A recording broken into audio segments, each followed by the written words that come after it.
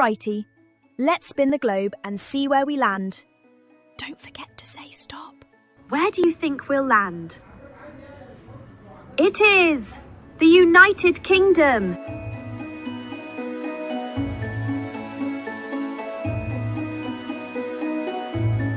Right, let's find the United Kingdom on our globe. We're floating high above planet Earth. And now, let's zoom in towards Europe. Look there, just off the edge of Europe, floating in the sparkling blue sea, like precious emeralds scattered on velvet. Oh my goodness! These are the British Isles, and they are home to the United Kingdom. It's like someone took a magical kingdom and placed it on islands, surrounded by water on absolutely every side. See how the UK sits in the northwestern part of Europe? It's the closest to France. You can almost wave across the English Channel. But here's what makes it so special. Unlike most countries that share borders with their neighbours by land, the United Kingdom has only one land border with Ireland. Together, they are completely surrounded by the sea. The United Kingdom is a proper island kingdom. Do you know how grown-ups are always in a hurry? So when you hear them talk about the United Kingdom, they usually just say UK, because that is shorter. But it's the same thing. And here's my favourite fact. No matter where you are, anywhere in the UK, you're never more than 75 miles from the ocean. That means you could reach the beach in just one day's journey from absolutely anywhere. Can you imagine ancient castles perched on green hills, modern cities with red buses, and wild coastlines with dramatic cliffs, all on these magical islands floating in the sea? And want to know something that'll blow your mind? Scotland has the shortest scheduled flight in the world. It goes between two tiny islands called Westray and Papa Westray, and if the wind is just right, the flight takes only 2 minutes. You'd barely have time to fasten your seatbelt before you're landing again. But want to know the most amazing secret of all? These islands weren't always islands. Millions and millions of years ago, long before your great-great-great-grandparents' great-great-great-grandparents were even born, Britain was actually connected to the rest of Europe by land. You could have walked from England to France without getting your toes wet. But then, something incredible happened. About 8,000 years ago, the last ice age was ending, and all that frozen ice began to melt. The sea levels rose higher and higher, and whoosh, the water rushed in to create the English Channel, separating Britain from Europe forever. So when you take the train from London to Paris today, it travels through the amazing Channel Tunnel, a magical underwater railway tunnel that goes beneath the sea where that ancient land bridge used to be. It's like travelling through a time machine under the waves. This is the United Kingdom, where ancient history meets modern magic, where 4 countries work together as one kingdom, and where every single person lives on islands surrounded by the ever-changing, ever-beautiful sea. Remember how we discovered that magical island kingdom floating in the sea? Well, here's where it gets really exciting. The United Kingdom isn't just one country. It's actually 4 countries working together like the best team ever. Picture this: England, Scotland, Wales, and Northern Ireland. Each one special and different, but all united under one beautiful flag. It's like having 4 amazing friends who each have their own personality, but choose to stick together through everything. England is the largest country down in the south, where you'll find London, the capital city of the whole United Kingdom. London is where the king lives in his actual palace, and where red double-decker buses rumble through streets that have been there for hundreds and hundreds of years.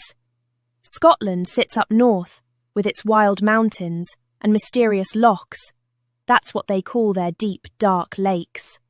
Edinburgh is Scotland's capital, a city built on ancient volcanic hills, where you can see a proper castle rising up, like something from a storybook. Wales is over to the west, a land of green valleys and singing mountains. Yes, singing. Welsh people are famous for their beautiful voices and their own special language called Welsh. Cardiff is Wales's capital, and it's where the Welsh dragon, their national symbol, feels most at home. And Northern Ireland shares an island with the Republic of Ireland across the Irish Sea. Belfast is its capital, where the famous Titanic was built in enormous shipyards by the sea. But here's the most magical part.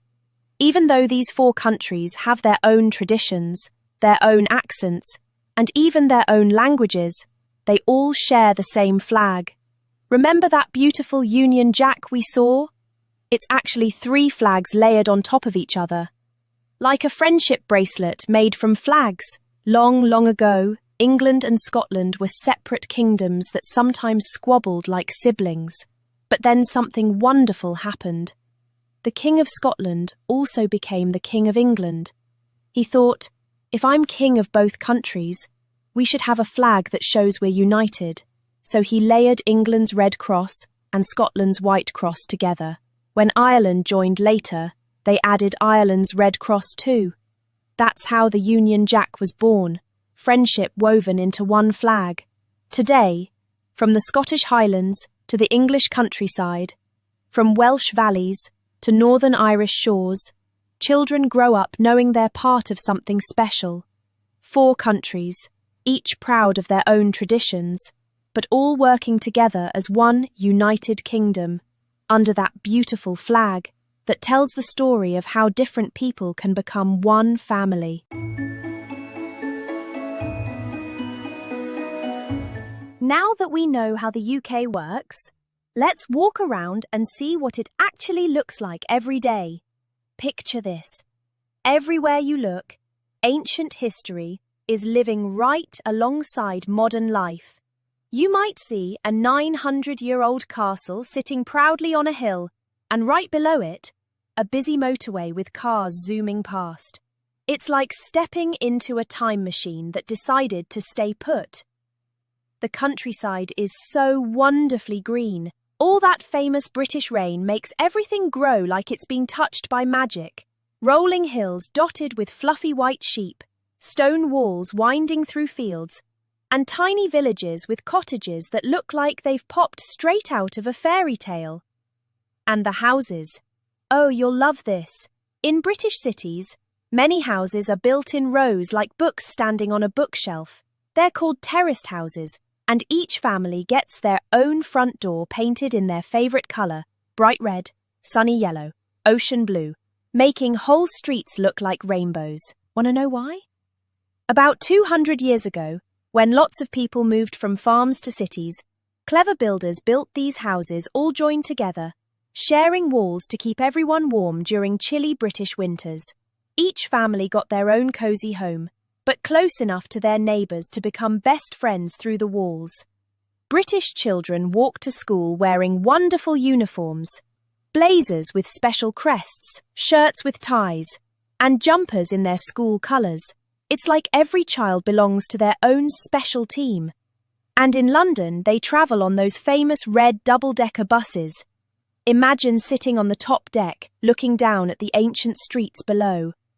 In the Scottish Highlands, you'll find mysterious lakes called lochs, so deep and dark that some people believe friendly monsters might live in them. The mountains rise up through misty clouds like sleeping giants, and ancient castles perch on cliff tops keeping watch over the whole kingdom.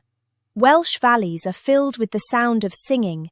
The Welsh are famous for their beautiful voices that echo off the mountain walls. And in Northern Ireland, the coastline is so dramatic, it looks like giants have been playing with enormous stone blocks. But everywhere you go, from bustling London streets to peaceful Cotswold villages, from Scottish islands to Welsh market towns, everything feels cosy and welcoming. Even the grandest palace has gardens where children can play, and even the tiniest cottage has a garden bursting with flowers. It's a place where history isn't locked away in museums. It's right there on every street corner, in every stone wall. children grow up playing in the shadows of castles, walking on thousand-year-old paths, and living in a landscape that whispers stories of all the people who've called these magical islands home. You've seen what the UK looks like. Now let's discover what makes this island kingdom famous all around the world. First up, the UK has real kings and queens, living in actual fairy tale palaces. Buckingham Palace in London is where the king lives, and every morning there's the most magnificent ceremony called the Changing of the Guard. Soldiers in bright red uniforms and enormous fuzzy black hats march with perfect precision while bands play stirring music. Children gather to watch these guards who must stand absolutely still. Some cheeky kids even try to make them smile, but they're famous for keeping straight faces no matter what.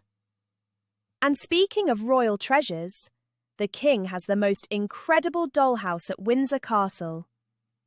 It's a perfect miniature palace with working electricity, running water, and even tiny books that you can actually read with a magnifying glass. It's the smallest royal residence in the world, but it's absolutely perfect in every detail. And here's something that'll make you laugh. British people drink an absolutely incredible 100 million cups of tea every single day. That's enough tea to fill an Olympic swimming pool. But it's not really about the tea itself being magical. It's about something much more wonderful. In Britain, there's a beautiful belief that no matter what problem you're facing, a cup of tea can make it better. If a British child falls and scrapes their knee, what does their parents say? Let's have a cup of tea. That'll make you feel better. If someone's had a rubbish day at school, a family member will cheerfully announce, "Right then, I'll put the kettle on." When a British parent offers you tea, they're really saying, "I want to spend time with you and make sure you're okay." Every cup represents a moment of kindness and connection. And speaking of magic, scattered across the British countryside are some of the world's most mysterious ancient monuments. Stonehenge is a circle of massive stones that were placed there over 5,000 years ago. That's even older than the Egyptian pyramids. Nobody knows exactly how ancient people moved these gigantic stones without modern machines, or why they arranged them in such a perfect circle.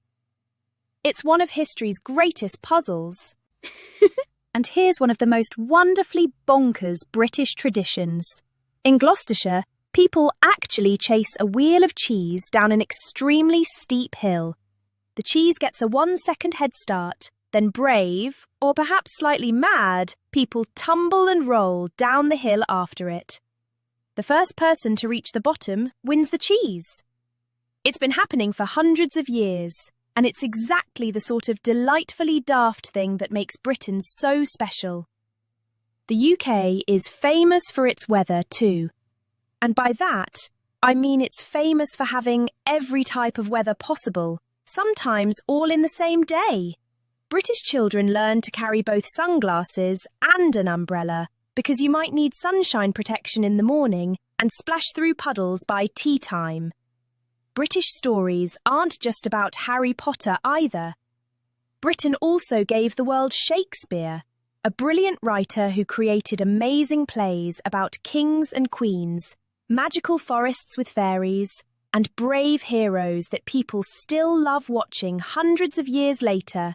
He even wrote about a fellow fairy queen called Titania, who gets into all sorts of mischief with her fairy husband Oberon. Sounds like someone I know.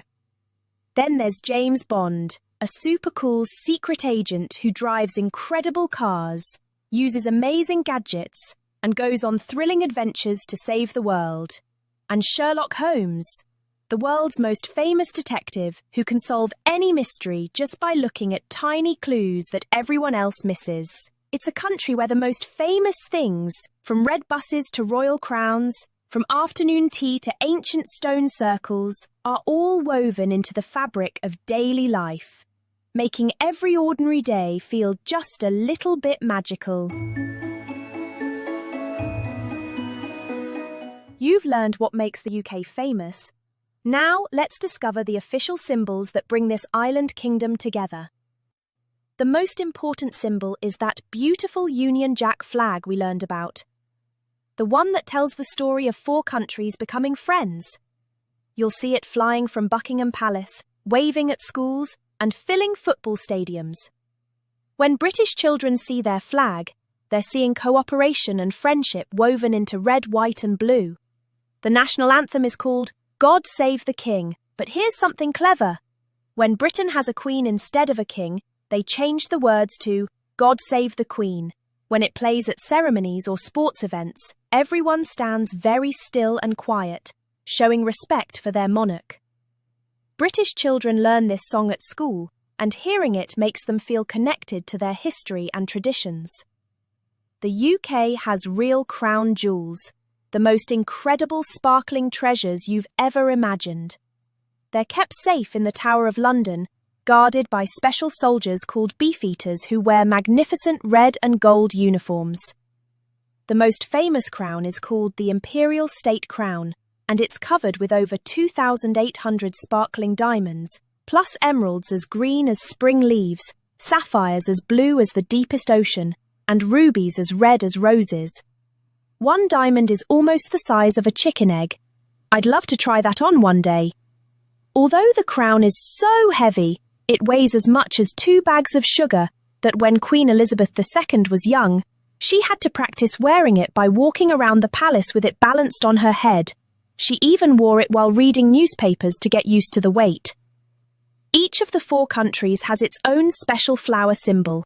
England's proud red rose, Scotland's prickly purple thistle, Wales's cheerful yellow daffodil, and Northern Ireland's lucky green shamrock. These flowers represent each country's character, but they all grow in the same British soil. The most famous British symbols are probably the Royal Guards in their bright red uniforms and enormous black furry hats called bearskins. They're famous for never moving or smiling while on duty, even if children try their hardest to make them laugh. These symbols aren't just decorations. British children see them everywhere, on their money, above their schools, even on their post boxes. During grand royal ceremonies, they all come together in magnificent displays with golden carriages, sparkling crowns, and flowing flags. When a British child sees the Union Jack or hears God Save the King, they're connecting to thousands of years of history. It's like a thread weaving every British person together under the same flag and sky.